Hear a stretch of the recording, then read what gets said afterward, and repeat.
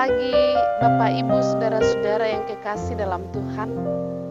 Pagi ini di akhir pekan kita akan mendengarkan firman Tuhan mendasari seluruh kegiatan kita hari ini. Untuk itu mari kita berdoa. Kami bersyukur Tuhan bahwa kami boleh menikmati sepanjang seminggu yang telah berlalu. Bahkan malam dalam peristirahatan kami telah bangun dan menemui hari baru, hari karunia Tuhan.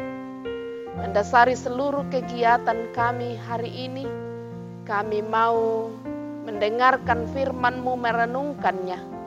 Kuasai kami dengan kuat kuasa Roh Kudus-Mu, agar kami mampu memahami apa maksud daripada firman-Mu. Dalam Kristus Yesus kami berdoa. Amin. Bagian bacaan Alkitab yang akan menjadi perenungan kita di pagi hari ini di akhir pekan hari Sabtu 3 Oktober 2020 sekaligus awal bulan Oktober. Dari Keluaran pasal 23 ayat 1 sampai ayat yang ke-13. Peraturan tentang hak-hak manusia. Janganlah engkau menyebarkan kabar bohong. Janganlah engkau membantu orang yang bersalah dengan menjadi saksi yang tidak benar. Janganlah engkau turut-turut kebanyakan orang melakukan kejahatan dan dalam memberikan kesaksian mengenai sesuatu perkara. Janganlah engkau turut-turut kebanyakan orang membelokkan hukum. Juga janganlah memihak kepada orang miskin dalam perkaranya. Apabila engkau melihat lembu musuhmu atau keledainya yang sesat, maka segeralah kau kembalikan binatang itu. Apabila engkau melihat rebah keledai musuhmu karena berat bebannya, maka janganlah engkau enggan menolongnya. Haruslah engkau rela menolong dia dengan membongkar muatan keledainya. Janganlah engkau memperkosa hak orang miskin di antaramu dalam perkaranya. Haruslah kau jauhkan dirimu dari perkara dusta. Orang yang tidak bersalah dan orang yang benar tidak boleh kau bunuh. Sebab aku tidak akan membenarkan orang yang bersalah. Suap janganlah kau terima.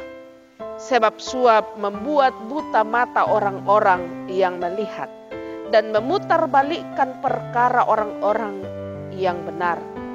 Orang asing janganlah kamu tekan, karena kamu sendiri telah mengenal keadaan jiwa orang asing. Sebab kamu pun dahulu adalah orang asing di tanah Mesir. 6 tahunlah lamanya engkau menabur di tanahmu dan mengumpulkan hasilnya. Tetapi pada tahun ke-7 haruslah engkau membiarkannya dan meninggalkannya begitu saja, supaya orang miskin di antara bangsamu dapat makan, dan apa yang ditinggalkan mereka haruslah dibiarkan dimakan binatang hutan. Demikianlah juga kau lakukan dengan kebun anggurmu dan kebun zaitunmu.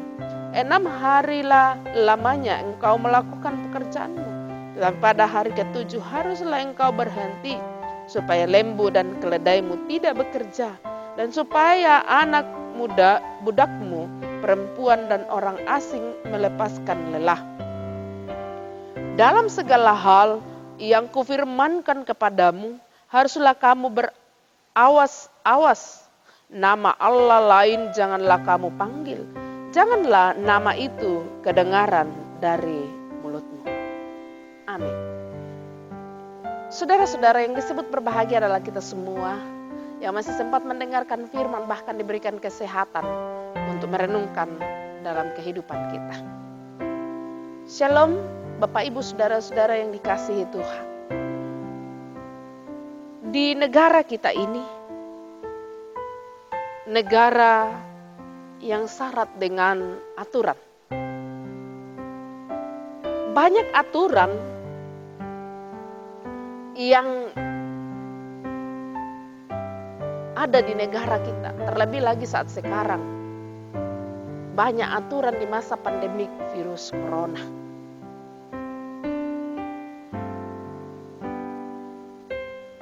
Aturan itu harus ditaati. Kalau kita memang benar-benar mengetahui bahwa peraturan itu baik adanya.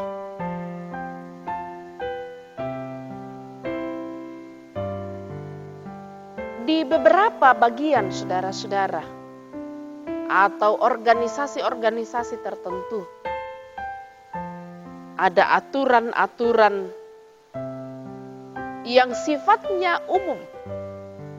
Ada juga aturan-aturan yang bersifat khusus. Tentu aturan itu mengikat seluruh orang yang ada dalam sebuah lembaga itu.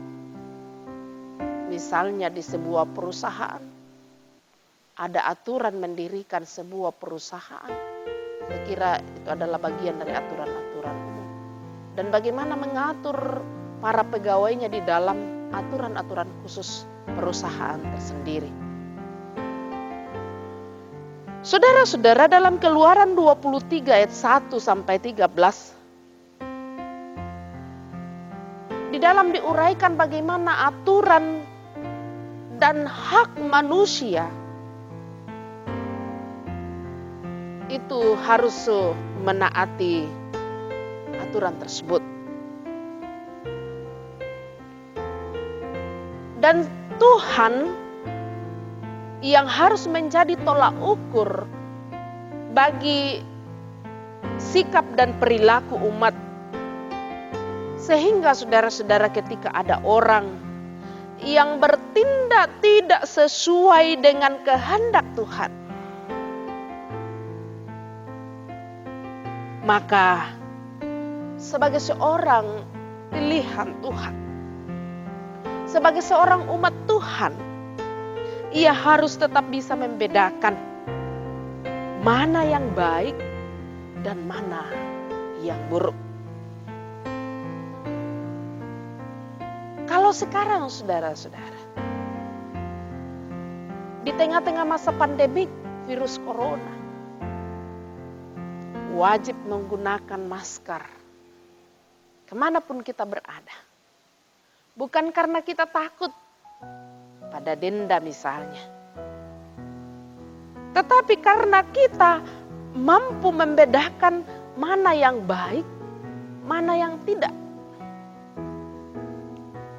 Tentu kita tahu dampaknya kalau kita melakukan dan melanggar aturan protokol kesehatan.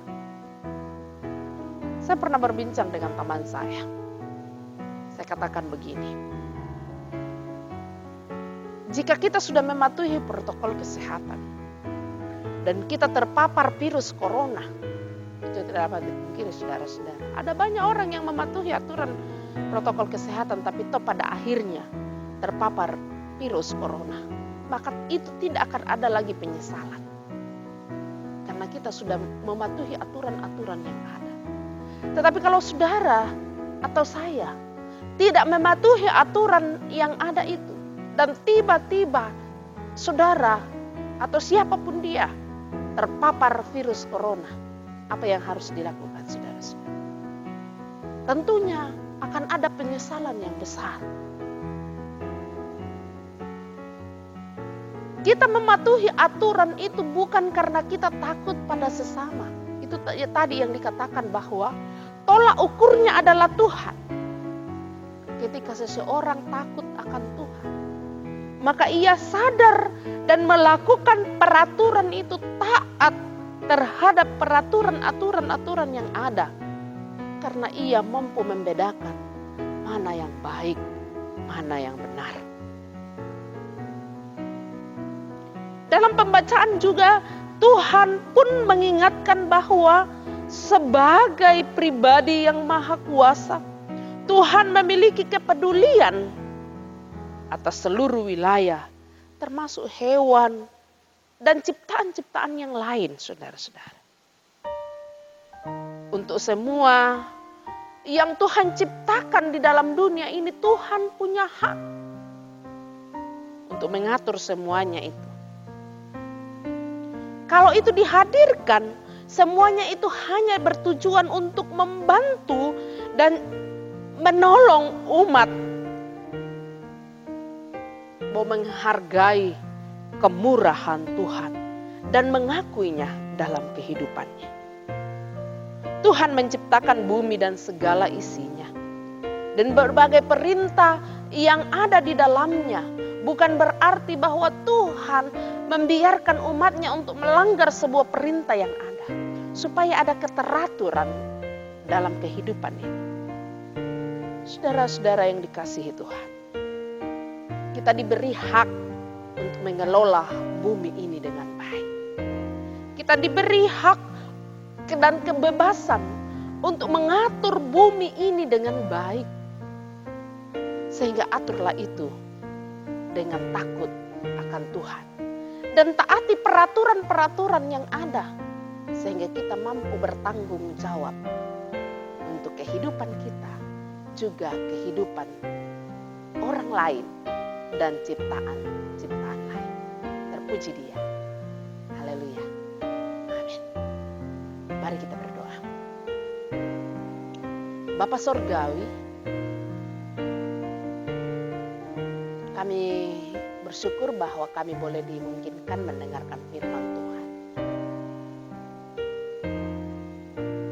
Kiranya firman ini dapat menjadi bagian dalam kehidupan kami. Memahami dan memberlakukan dalam setiap kehidupan kami. Kami mengharapkan campur tangan Tuhan. Juga Tuhan kami berdoa bagi saudara-saudara kami yang ada dalam pergumulan karena sakit. Saudara kekasih kami Mama Rey, saudara kekasih kami Sumbung, Yusuf, dan juga Tuhan, saudara kekasih kami Nenek Kembar. Mereka ada dalam kelemahan tubuh dan juga beberapa saudara-saudara kami. Secara khusus, Ibu kekasih Ibu Fajar dirawat di rumah sakit. Tuhan lindungi dia. Lepaskan saudara-saudara kami ini dari penyakit yang mereka derita. Juga kami berdoa bagi saudara kami Pak Saul Yordan yang ada dalam pergumulan karena salah seorang saudara. Engkau telah panggil dari tengah-tengah keluarga di Poso. Hiburkan seluruh rumpun keluarga. Juga Tuhan, kami berdoa buat seluruh pelayanan yang kami akan laksanakan sepanjang seminggu ke depan. Secara khusus Tuhan, pelaksanaan perjamuan kudus sedunia esok hari. Tuhan berkati kami semua untuk melakukannya dengan baik dan mendatangkan kemuliaan bagi nama Tuhan. Tuhan Allah Bapa dalam sorga, berkati para majelis gereja dalam mengatur pelayanan. Dalam Kristus Yesus kami berdoa. Amin. Saudara-saudara yang dikasihi Tuhan, mewakili teman-teman majelis gereja menyampaikan bahwa esok hari, hari Minggu 4 Oktober, adalah hari perjamuan kudus sedunia. Dan ini khusus untuk jemaat yang ada di Jemaat Barabaraya. Dihimbau kepada kita semua untuk mematuhi protokol kesehatan dalam rangka perjamuan kudus sedunia. Dan disampaikan bahwa pada jam 7 pagi itu adalah kelompok selatan. Ketika kapasitas gedung tidak memungkinkan lagi untuk masuk dalam gedung, maka bersabarlah saudara-saudara untuk menunggu sampai jam 9. Dan jam 9 adalah utara, di wilayah pelayanan utara. Pada jam 4 sore di wilayah pelayanan timur. Majelis gereja mencoba untuk menggeser beberapa jam ibadah karena situasi kita di tengah-tengah pandemik virus corona. Semoga kita semua telah mempersiapkan diri. Dan jangan lupa sekali lagi, patuhi protokol kesehatan yang ada. Jangan lupa pakai masker dan juga mencuci tangan di tempat yang telah disediakan oleh majelis gereja. Peraturan-peraturan dalam ruangan ketika saudara tiba akan diatur oleh majelis gereja. Dan akhirnya, saudara telah menikmati firman Tuhan. Maka jangan lupa di-share kepada keluarga, sahabat, juga di-like dan di-subscribe. Tuhan Yesus memberkati saudara. Terima kasih.